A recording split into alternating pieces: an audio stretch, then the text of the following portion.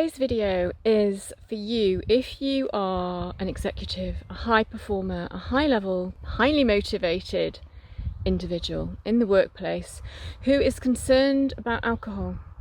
The fact that you may be drinking too much, it's affecting your performance, it's affecting your motivation, your energy levels, your self-esteem, it's affecting the way you influence others in the workplace. Maybe it's affecting your values at a deep and core level.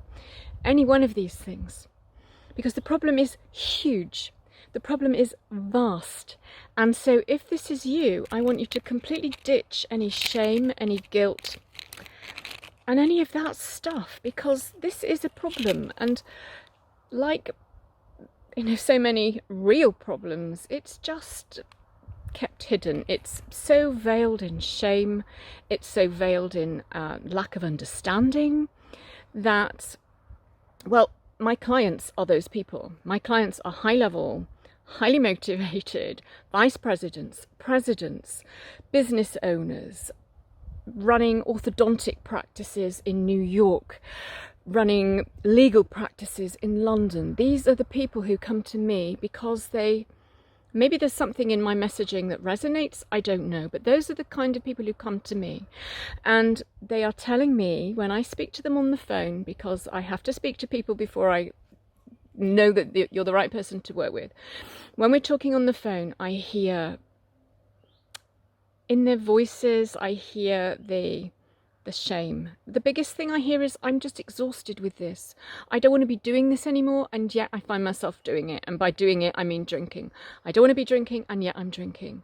And very often it is affecting reputation in the workplace. So what that might look like is drinking too much at corporate events. It might mean turning up to a Zoom after you've had a whiskey or a large wine or whatever it might be with all the homeworking, any one of those things, and then getting feedback afterwards, subtle, maybe not so subtle, that the trust is beginning to get damaged. And at that point, when the trust gets damaged, that's when you start to fall back and wonder how to solve the problem, what's gone wrong, what are you doing about it, and why isn't what I'm trying to do to cut down drinking actually working? Now that's really another discussion. What I want to talk about today is that motivation and the values, the authenticity and the integrity which alcohol damages. So let's just dive straight in and think about the values. And you can pause and just ask yourself, what are my values? What are my core values as a human being on this planet and as a human being in the workplace, as that executive, as that business owner that therefore manages others, manages resources, money, often a huge amount? What are my values? And in all likelihood, you will come up with things like, well, I value integrity, I value honesty, I value trust, I value that authenticity, those kinds of things. I value wisdom, I value creativity, growth, innovation, all of those things, maybe for you. And so let's look at where alcohol sits in that whole conundrum, because it is a conundrum.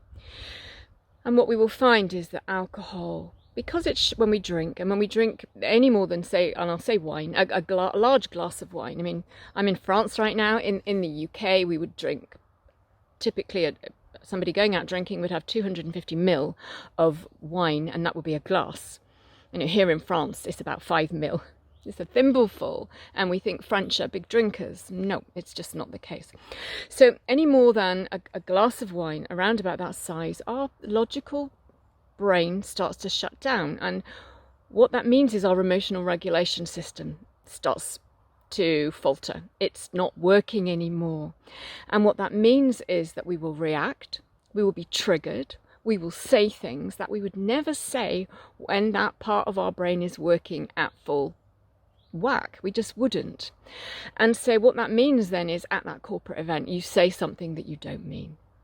You offend somebody, you just step a little bit further than you would have done, something that maybe bugged you in the day or the week about that guy, that woman, it comes up, it comes out, and you're just on full flow, and you just don't care at that point. until the next day, until the next board meeting, until the employees are there. Either that or, well, that's enough, isn't it? And so that's, in terms of the values, that is not authentic, because it's not you, because that part of you is gone and you're just reacting like a wild animal with instinct. And we know where that gets us. And so integrity is out the window. Honesty is actually out of the window, because any honesty judgments under the influence of alcohol are not true. They are just swollen. They are just full of fight, flight responses. So it's not honesty. It might feel like it at the time, but it really isn't. It's not integrity. It's not value. It's not wisdom. It's not creativity. It's not any of those things that you might have come up with when you just stopped and thought, what are my values? It's none of that. And so what that does is, at a very, very deep level, it affects your own perception of self. And that leads to an incredibly painful and deep-seated inner conflict. You know, occasionally we'll have a conflict with the world out there, with somebody out there. But when that conflict is internal, when that conflict is with self, then any expansion that we might have in our world and our life and our job and whatever is irrelevant, because what we are doing is we are shrink-wrapping ourselves. There can be nothing more shrink-wrapped. There can be nothing more tight, restrictive, limiting than being in absolute conflict with ourself.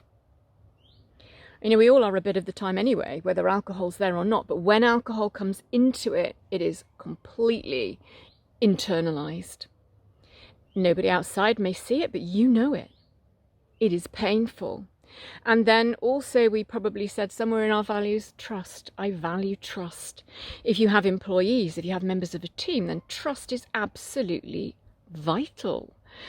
And anything that happens under the influence of alcohol, whether it's an email with an error that went out because you've been drinking at home, or sent it late at night, or banged it off to somebody in a fit of a, 2 whiskey, 3 whiskey induced rage, whatever, trust.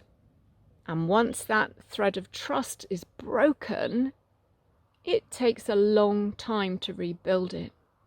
So alcohol goes against our value system at a very, very deep level, causing deep, deep internal conflict, self-loathing, self-hatred. It's horrible. The good news is that the conundrum of alcohol can be unpicked.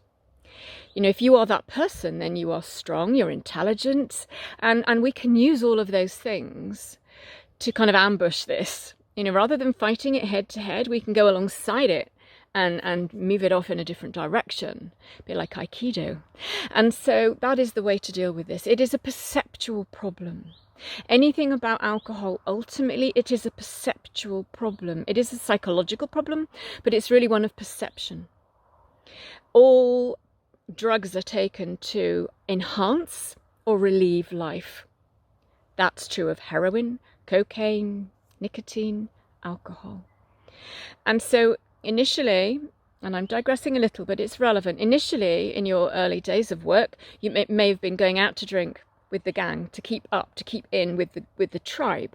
And so it would have maybe started from there, and then maybe it was a stressful day, and maybe you stopped off at the bar on the way home just to relieve the stress of the day. Or maybe it was working from home, a stressful meeting, I'll just have a quickie. And then I'm at home and I'm stressed, I've arrived. Now I can dive into the bottle. And so it is attempting to relieve.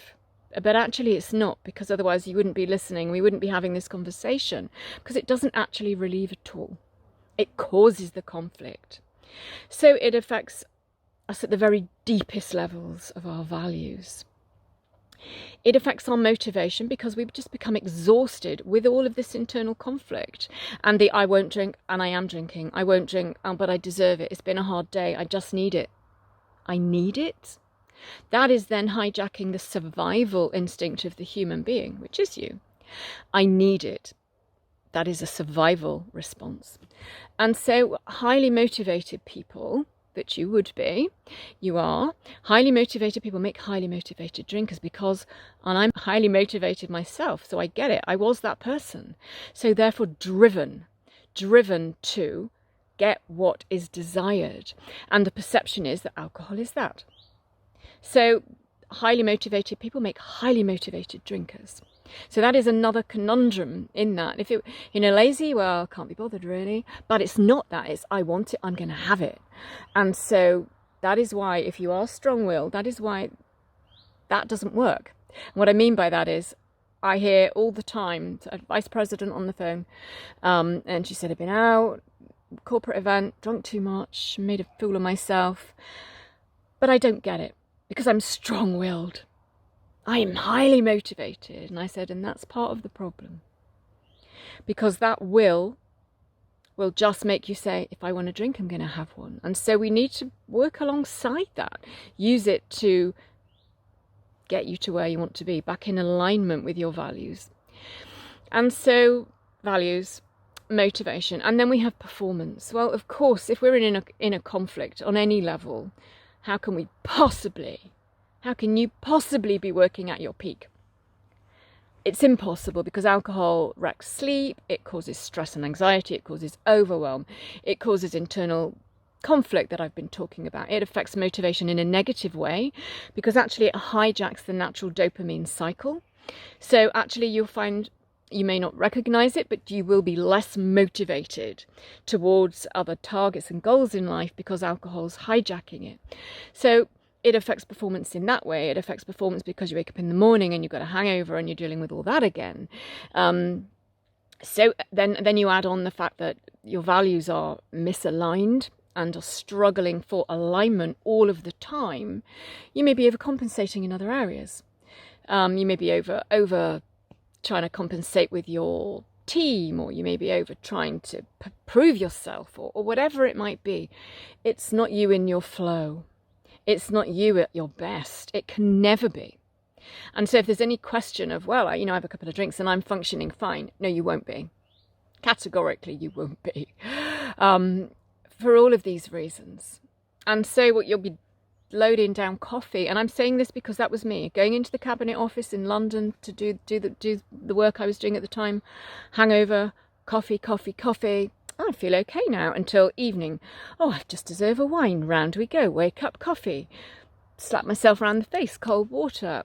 Feeling inauthentic. Pushing to try to overcome all that.